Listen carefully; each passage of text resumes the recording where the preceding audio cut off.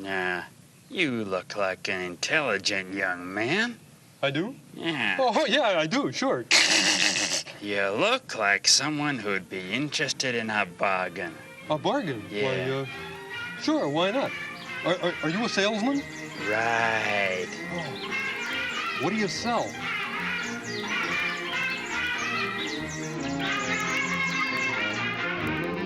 I'll have a hamburger, for which I will gladly pay you Tuesday.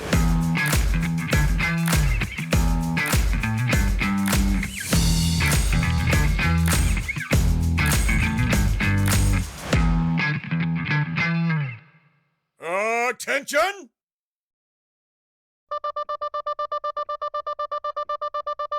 At ease! How you doing, everybody? Andrew Scott, and you are back at Booth Camp.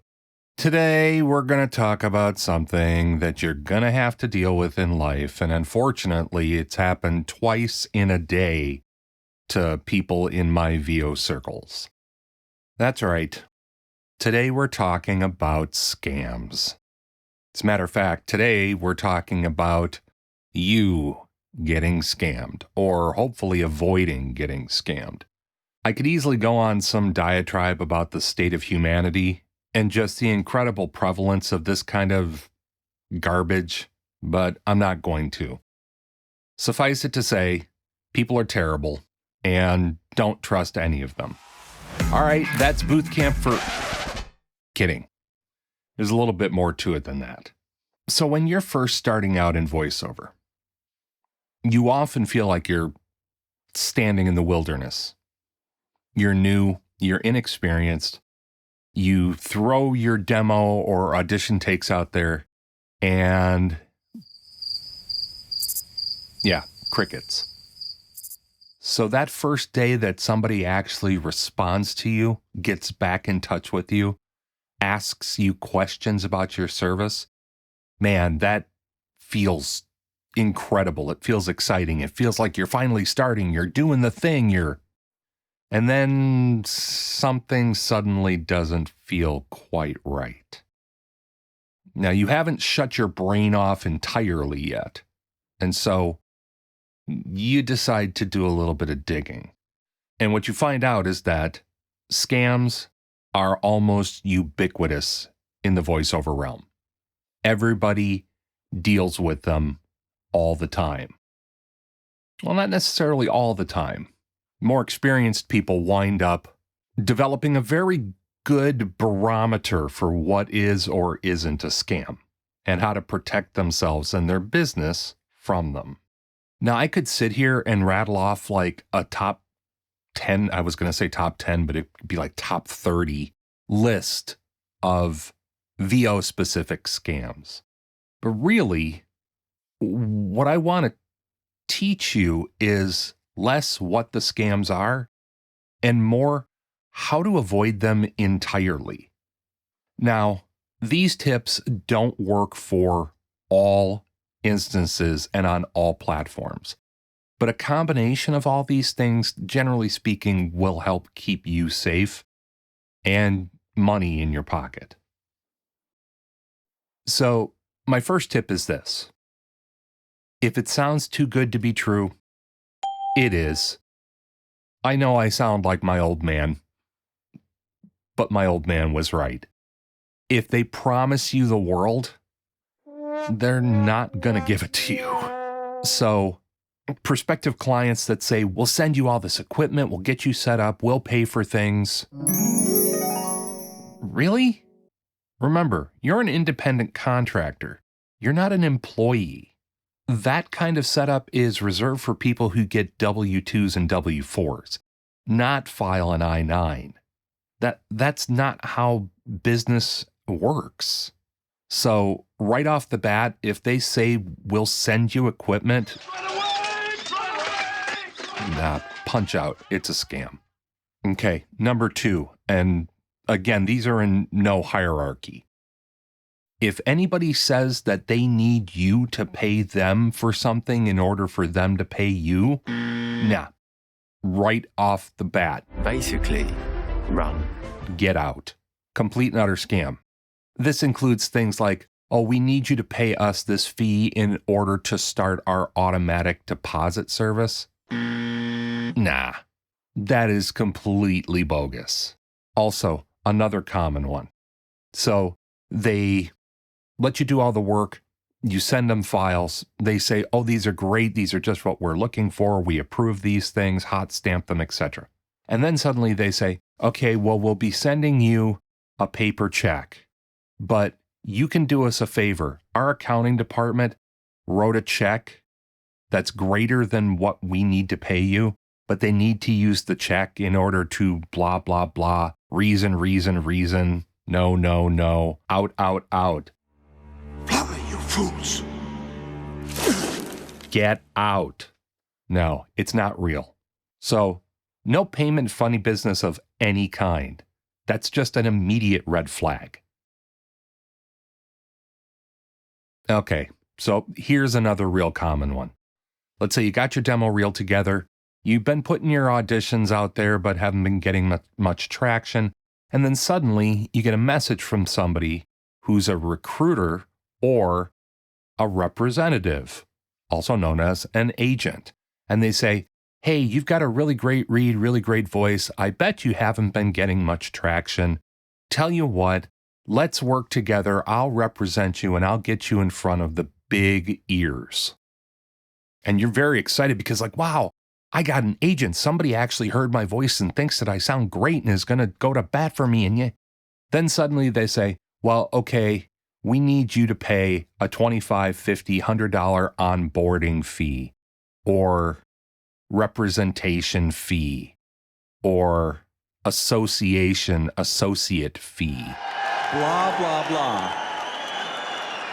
Blah, blah, blah, blah, blah, blah, blah, blah, blah, blah, blah, blah. Nah, those aren't any kind of fees unless they are fees on the boat registration costs for this representative, or maybe a car payment, or maybe you're paying for their kids to have their birthday party at Chuck E. Cheese.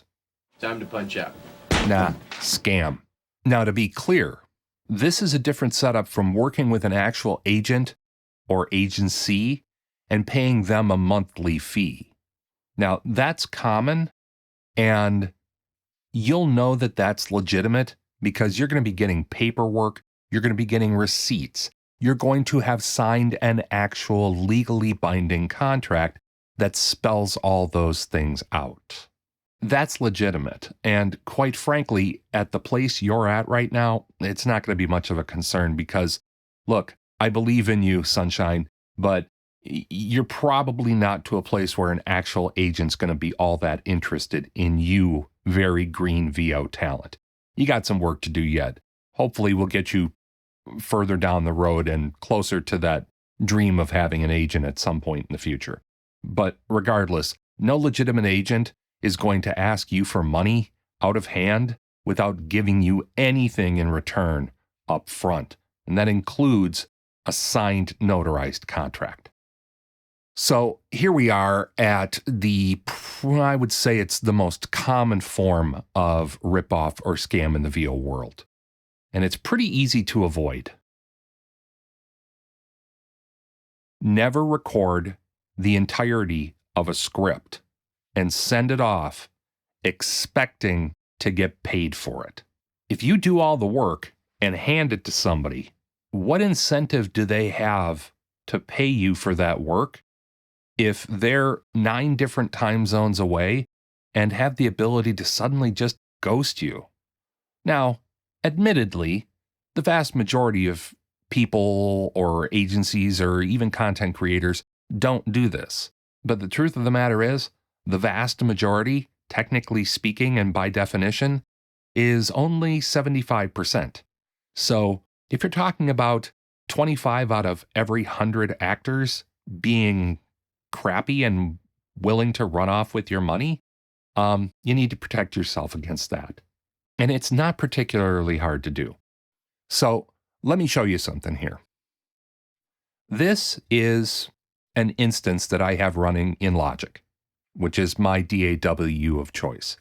Now, I have a bunch of, templates and things for different types of projects set up. but every single one of my projects has this track in it. See that? Now, this is what this track does. Yeah, it's just a beep. It's a beep with big fat reverb on it. When I'm doing an audition for a new to me client, quite often I will want to do a very large portion of the script because this demonstrates how fast I work. It gives them a great deal of context for them to hear my voice and judge if my voice is right for the project. But two things. I never do the entire script because if I send it to them, there's a good chance that if they're jerks, they'll just run off with it. So I always leave the last 10, 15 words out of the script so that it's not a finished product. But what's even a better tactic is that the audio watermark. 7 years ago. Have that beep in there and make sure that that beep occurs inside words, particularly brand names. That ruins the take for commercial use, but gives them all the information they need to judge things like quality, intonation, inflection, copy interpretation, all that stuff. They've got what they need. You're protected. And what's nice is you've done the majority of the work already. You might have left a few words out on the end that you need to do in a pickup, but you've already done the work. Now all you have to do, when they give you the gig and you get paid or authorized for payment, you just mute that watermark track, export it again, and the project's done. No, well, okay, now I got to record this whole thing again because that was just the audition take. No. Always work to finished product status. And then all you have to do is unmute that track and you're good to go. But never send off work that's unprotected and think that you're going to get paid at the end of the day. If you do, you're almost assuredly headed for trouble. Oh, and one other thing, and this really bit somebody that follows me on Reddit the other day, and I feel really bad about this on their behalf. They got a too good to be true offer. They did all the work, 5-6 hours worth of narration. So at 5-to-1 editing, you're talking about they invested 25-30 hours, almost an entire week's worth of work. And then in discussions, we determined it was a scam. And the person came out and said, "This is a real bummer because I was really counting on that money. I went out and I bought an X or a Y thing in order to make the quality of this recording shine. And now I don't have the earnings to cover my investment." That sucks. Never, ever count on your VO money until it's in your account. Ever. Ever. Leveraging yourself is a very quick way to start circling the drain in your VO business. It's not fun. It's really discouraging. And again, it's avoidable. Really, the thing I want you to take away from this video today is this.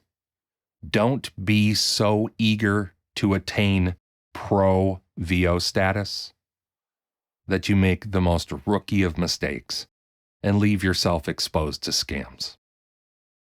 Scams suck, but they're avoidable. Hopefully, after watching this video, you've got a little better handle on what to watch out for, what not to do, and what to avoid. I'm Andrew Scott. This has been Booth Camp. See you later, everybody. Bye-bye.